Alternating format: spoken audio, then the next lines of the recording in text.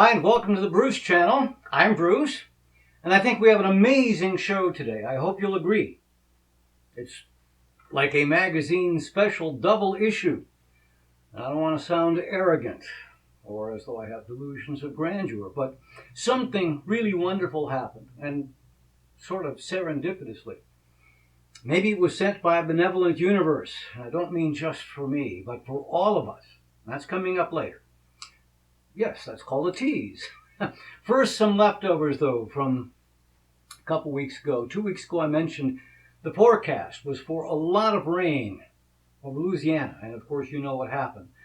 More flooding, rain of biblical proportions. And now we're approaching the height of hurricane season. 3 weeks will be the height. And July went into the books as another month of record heat, the 15th in a row or so, where that is January was the hottest January, then the hottest February, then March. And the thing is, July is the hottest month of the year, so the hottest July ever became the hottest month, period, ever. It is certainly possible that some July somewhere, sometime was hotter, but this July was the hottest month since they started taking measurements. That's worldwide. In Indiana, tornado damage. The Midwest is not a stranger to tornadoes, certainly, but August really isn't the season. But it is the season for fires in California. That's what they've got, really big. 80,000 evacuated, the most ever at one time. They don't even think they can defeat it. They're just like trying to steer it. The highway between LA and Las Vegas was shut down for a while. Some of this is caused, we know, by big heat. A warmer atmosphere holds more water. Well, water doesn't stay in the atmosphere forever. More heat, more water vapor, more rain. Last year it was South Carolina. A few months ago, West Virginia. Now Louisiana. And of course, there's no telling how many hundreds were killed in the earthquake in Italy. That also happened this week. I'm wondering what Pat Robertson will blame that on. In 2010, he said that Haiti's earthquake was caused by the Haitians having made a deal with the devil. So, what did the Italians? Maybe the Italians drink too much wine. I won't live to see it, and in fact, the technology might never be invented. But wouldn't it be nice if we could, instead of steering California's fire, we could steer Louisiana's rain toward California? No, not all at once. I know this, it's been hot here in North Carolina where I live. We average 28 days a year when it gets to 90 or higher. We're right now already at 45, and there's going to be a few more upcoming this week. All right, I spoke 2 weeks ago about the first half of Dinesh D'Souza's movie, Hillary's America, The Secret History of the Democratic Party. And I spoke of the first half. The title is flawed. What he reveals about the Democratic Party isn't at all secret. Anyway, I'm not going to spend nearly as much time on the movie's second half. We can cut to the chase pretty quickly. I read an interview with Mr. D'Souza. He said he believed that Barack Obama is an ideologue. But he posits that Hillary Clinton and her husband Bill aren't ideologues, but they're instead simply crooks, literally thieves and gangsters. He says the motivation for that is that they were embarrassed by being poor when they were young, and so they've stolen ever since. He knocks the Clinton Foundation. A lot of people have been mocking the Clinton Foundation lately. He said it was play for pay. The thing that's wrong with this movie, he only shows his conclusions. He doesn't ask questions, and he doesn't offer evidence that might be to the contrary. One example. So the earthquake I just spoke of that devastated Haiti, the Clinton Foundation was involved in the relief effort. Now, there's supposed to be a building of some sort, maybe a hospital, and the point first is made that it hadn't been built. Where is it? And then he says when they did finally build it, it wasn't where they originally planned it to be. And he offers that as proof of corruption. But nobody with the Clinton Foundation was asked why it was in a different location.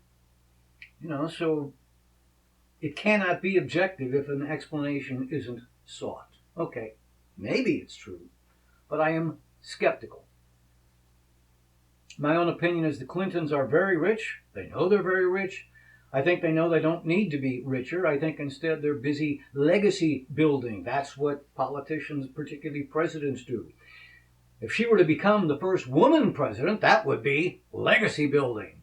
And being the first couple, each elected president, that would be enormously legacy building. But, being a criminal, or even just to risk being found a criminal, that's going to ruin your legacy. So I'm skeptical. I believe that former President George H.W. Bush, President Bush 41, is a decent man. I believed that before reading his biography, and I read it, and nothing dissuades me from that belief. And he and Bill Clinton are friends, genuinely friends. And I don't believe both premises can be true. If Bush 41 is a decent man, then he wouldn't be friends with a criminal Bill Clinton. So, regarding the movie, see it if you want to, but if you already hate Hillary Clinton, save your money. I mean, if you have a large latte in your hand, why buy another large latte? And if you love Hillary, I doubt you'll love her as much, but as I pointed out, it is not an objective piece.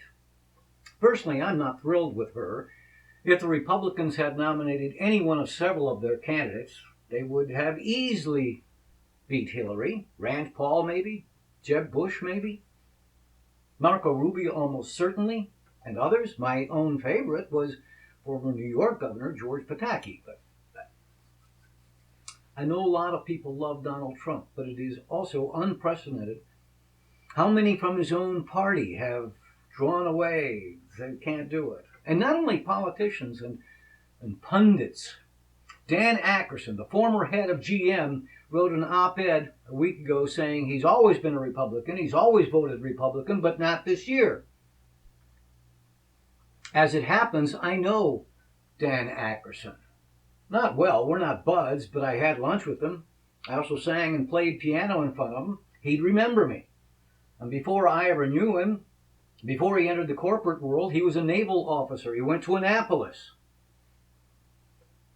Also, the July 25th issue of the New Yorker has an article by Jane Mayer called Trump's Inner Boswell Speaks. So a year ago, when Donald Trump announced his candidacy to be president, he said, "We need a leader who wrote The Art of the Deal." Tony Schwartz was watching, and turns out Tony Schwartz wrote Art of the Deal. He's the one who actually wrote it. He is listed as co-author. He spent lots of time with Donald Trump. He ended up being a shadow. He listened to phone calls. He went to meetings. He says Trump's attention span is short. He's uninterested if it's not about him. In fact, that's why he had to become Trump's shadow, because in interviews, when he asked questions, he only got monosyllabic answers. So he had to just shadow him.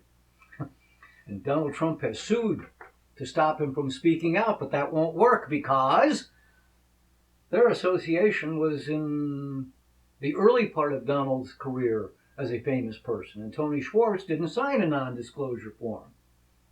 That's pretty much pro forma with Donald Trump today. Anyway, I promise I'm going to comment less on the election in the coming months, but we are going to return to it tangentially in just a bit, but not really about the election, as I say, tangentially. I'm from time to time reminded how fortunate I've been over the years to work with some incredibly talented individuals, and true enough, that's most often been in one aspect of show business or another, because that's largely where I spent my time, so those are the people that I meet. But two longtime friends of mine are incredibly talented. In fact, they are award-winning photographers. And maybe that's why I've not mentioned them sooner. My dad was a photographer, so as in art form, it was just, that's what Dad does. I remember being with my dad on any number of shoots. So photography never seemed magical, at least not for a while. Of course, there was no digital photography back then. But he did have a number of cameras, the most special of them, a Linhof 4x5 large format, like Yeah, like one of these. And he had all the lenses. He was technically brilliant, but he would have immediately told you he wasn't an artist. And we've got a few pictures around that are kind of artsy, but that's what he would have said. Anyway, two artists that I know. If you are in Cleveland, Ohio and need a photographer, I suggest you visit Duvall Photography. John Duvall's work with nature and with inanimate objects, ordinary things, and yes, with humans too, is often breathtaking. You can see more of his work at his site. In fact, you can see things there that I can't show you here. But many of his images have more texture, seemingly have more texture than a three-dimensional image, a three-dimensional object. Certainly more than a two-dimensional image ought do, but they do. DuvallPhotography.com. And if you're in the DC area, my friend Glenn Cook is another photographic genius. Take a look at some of his things. Glenn Cook Photography. Oh, and you know what? You can find them both on Facebook, too. If you're not in Cleveland or DC, you might still wish to consider them in paying their expenses to travel. They are that good. Hey, let me tell you about my book, Shrink. Or wait, I can let others do it.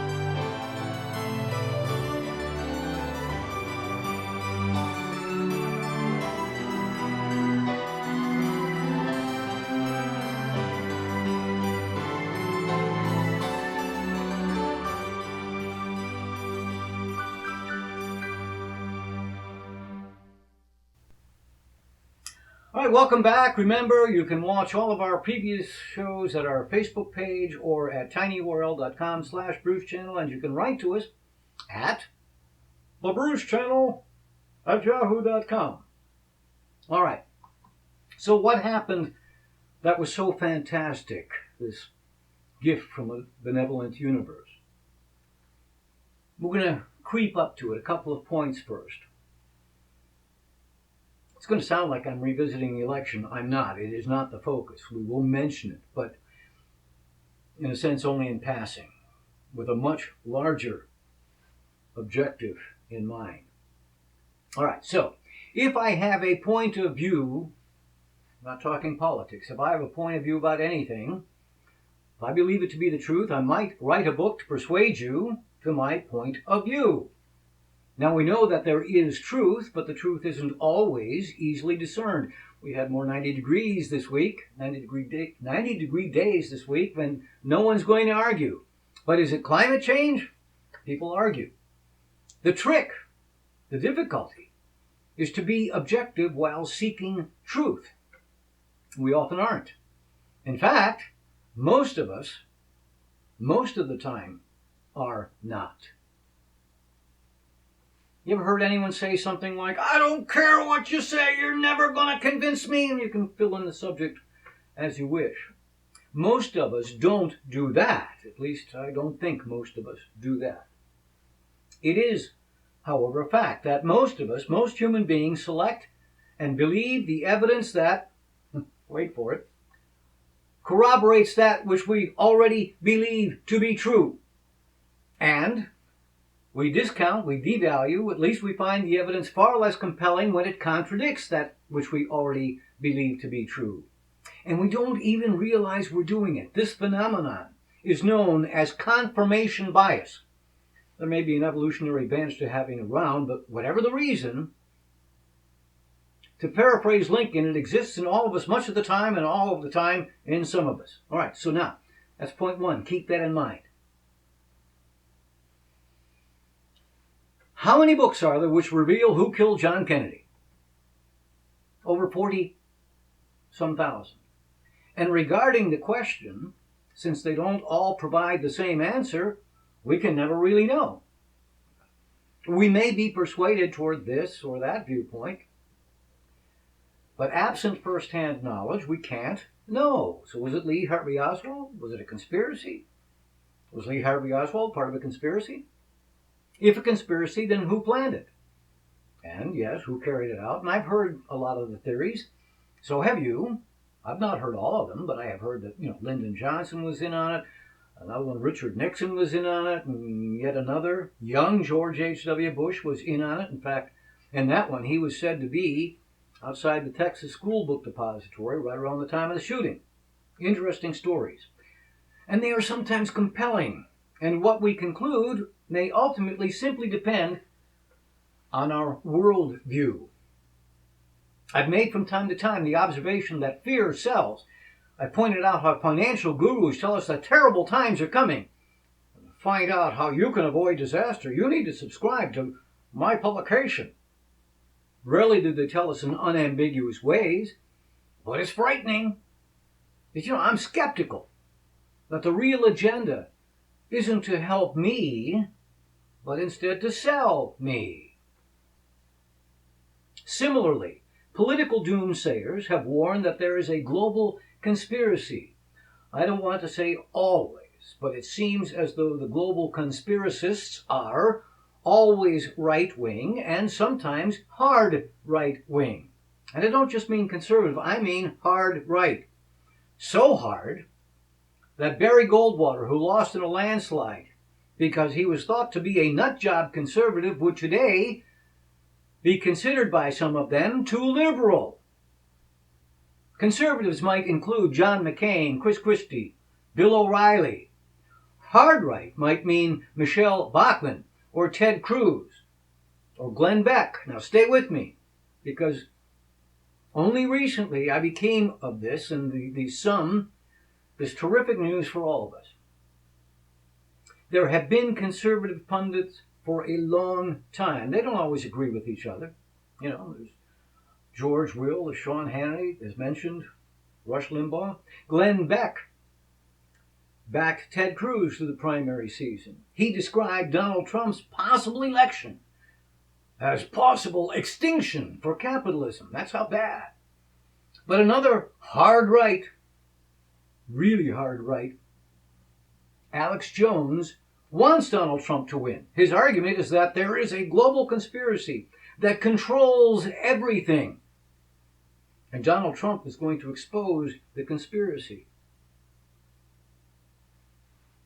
They haven't talked about Donald Trump before, but the global conspiracy is what the John Birch Society has maintained for almost 60 years, that the Democrats and the Republicans are all controlled by the bankers. The thing is, these conspiracy theories have been around for 150 years or more. The Masons, the bankers. In her novel, Captains and the Kings, Taylor Caldwell wrote of the Scardo Society, which, in the novel, was the American branch of the global conspiracy. And they were behind Lincoln's assassination. I think in the afterword, Ms. Caldwell wrote that the Scardo Society is real, although differently named. Which brings us full circle. Who killed John Kennedy? Oswald, a conspiracy? As I said, maybe it is all unknowable. Except they might have overreached. We might learn the unknowable, and this is a big deal. We may have an opportunity to overcome confirmation bias. Here's what has confronted us. If you believe in the mainstream media, then the Rush Limbaughs and the Sean Hannitys are all hard right-wing, and according to the mainstream media, some are even farther right, like Glenn Beck, and they're nut jobs. But if you listen to Limbaugh or Beck, they're saving the country. They're telling you the truth that the mainstream media won't tell us. And why won't they tell us? Because they're part of the conspiracy for over 100 years.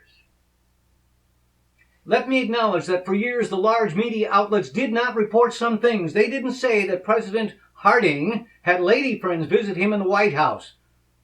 They reported that Babe Ruth hit home runs, But not that he got plastered every night and hung out with hookers for most of his career. They hardly mentioned FDR's polio, and they never mentioned his wheelchair, or Kennedy's philandering, or how crude Lyndon Johnson was. They knew these things, they just weren't reported. But things changed. Several reasons. The first reason was because of the career-making series of investigative reports on Watergate by Bob Woodward and Carl Bernstein. Made their careers, made them rich. The Washington Post won a Pulitzer. Afterwards, every reporter wanted to do that, do the expose, so secrets are not secrets anymore. That was mainstream media, and they would love to do it. Another thing that changed, now there are hundreds or even thousands of outlets. The state of the newspaper business is fragile. The 24-hour news cycle exists, so the mainstream media would publish anything that got headlines, that got readers, if they had real stuff. But see, we're stuck with confirmation bias. If you believe the right, then you don't believe the mainstream media. And if you believe the mainstream media, then we're stuck in a vicious circle. He said, she said. How to know? 150 years of conspiracy theory. Who remembers that? We don't live 150 years. So every generation hears about the conspiracy, and then some number of every generation believes it. Again, we're stuck. Confirmation bias. We can never know. I know very well the message is seductive. The boogeyman's coming, and if you don't listen to me, we're all going to become slaves. I'm skeptical, but I want to be open-minded. I certainly want to know if we're going to be slaves. So here is what happened that's good for us all. A month ago or so, I had a slight awareness of a flap over Hillary's health. I read that there was a letter purported to be from her doctor, and then shortly after that, I read that that was phony, and then I saw the real one, and then came the gift. I don't know how good an actor I am or how good an actor I may become. If I'm any good at all, I think it's because, in real life, I'm too empathic for my own good, which is why I feel terrible if I see a squirrel run over on the road. It's why I stop my car and carry a turtle the rest of the way across the road. But that's also why I can get into a character's point of view. And I can mimic, not like Rich Little, but I can mimic a bit. So I saw a casting notice for a feature film where they're looking for a character to play, not by name, but to play a character like Alex Jones, and I barely knew who he was. I think I'd seen him once. I knew that he hates Glenn Beck, which turns out to be ironic because they are both conspiracy theorists. Anyway, I think I can mimic, so I want to brush up on how he sounds and acts so that I can, submit this audition. Now, if you don't know who he is, he can be a bit beyond the pale. Not always, not usually, but sometimes. Here's a little bit of beyond the pale. Listen, I know what tyranny means. I know the bankers are putting poison in our food and water. I know the bankers have stolen $8.5 trillion. I know we're under War Powers Act. I know they're hurting us. I know they're carrying out New World Order. I know they staged those terror attacks. You know what it's like to gut up to this and go out every day and go past the peer pressure and come out day one and say 9/11 was an inside job and lose most of the radio stations I was on? You know what it's like to go to sleep every night knowing you work for a bunch of psychotic killers and you bastards are probably going to end up killing me one day? You know what it's like knowing you've ruined my life? You know what it's like? You sons of bitches! I'm tired of your crap! You commit evil, you're part of an evil system, and we're standing up against you! And the Republic is going to defeat you in the end! Some of us won't make it personally through this, but a lot of us are. And in the end, you are going to be brought to justice for all the kids you kidnapped for CPS, all you CPS workers, all you corrupt bureaucrats, all of you that have had your way with innocent children over and over again, who think your evil's invincible. You're not invincible, and God is going to deal with you. And you are cursed to hell. I'd say that's just a bit, what shall we say, frothy? He's not like that, always. Usually not. But I think the movie may want some of that once in a while, so here's a little bit of what I sent. They'll take your daughters. They'll take your daughters and make sex slaves out of them, subject time and time and time again to the most vile and disgusting practices. Things so vile and disgusting, you probably can't even imagine they exist. It went well. I don't have the role, but the director saw it and liked it. We have correspondence. The process continues. Anyway, I saw the casting notice, so I went looking for stuff so I could brush up, and I found this video. It was posted 2 weeks ago on August the 15th. Hillary's health. Yeah, I knew of this little flap, but I had no idea this had become so full-blown, a veritable cottage industry. Here's a few highlights. And this is from the Secret Service of the United States. And they said they're doing this because of national security interest, and basically the public has a right to know. So, Joe, obviously, we've seen MSNBC, CNN demonize us for even daring to raise this, but we're not the ones raising it. She was in the hospital for almost a year in 2013, 2012. She admittedly had all these blood clots. She's falling down. She's stumbling. She's acting like she's having these mini seizures. And then basically a lot of other things are happening. But we have info on the preparations that have been made for her, what's going on, and the fact that the Secret Service told you and told us, get ready. They're going to have to make some announcement soon. So, Joe, let's be very careful. Let's walk word through word exactly what you were told. So, yes, from the source that I was contacted by in the Secret Service, this gentleman came out and said that they know that Hillary Clinton has Parkinson's disease. Now, think about that. That makes a lot of sense. The fact that she's had multiple concussions. We've seen the seizure-like symptoms from her where she starts uncontrollably twitching. It's coming down to the wire. Her health is fading very fast.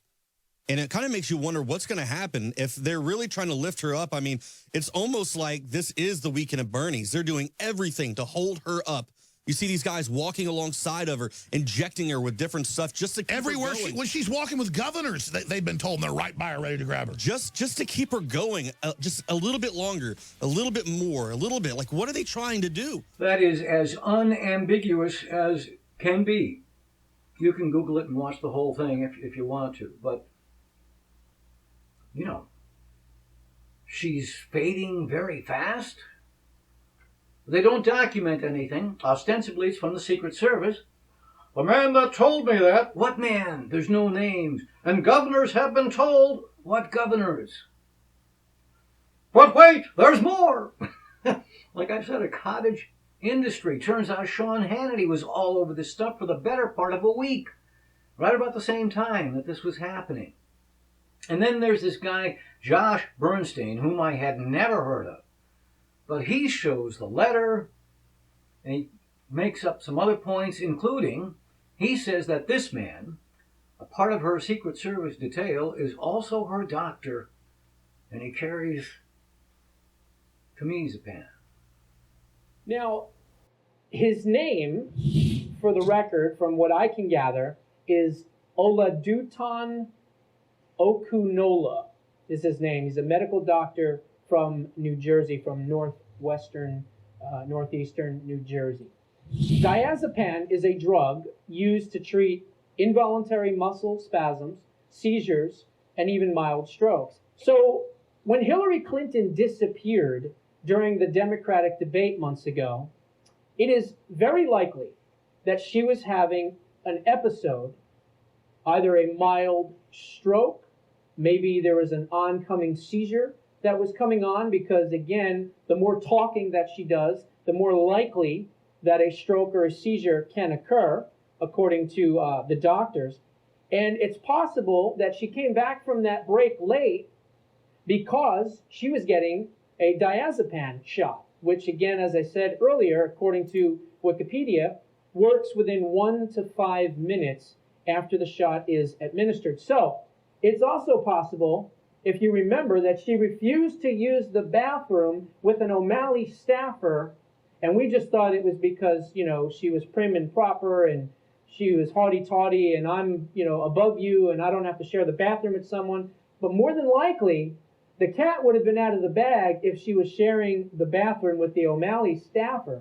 So in essence, that's more than likely the reason why she did not want to be in the bathroom, because she was going to be administered this shot. And maybe that's why she waited a while. A, because she had to wait for the bathroom to clear, and B, because she had to wait for the shot to take effect.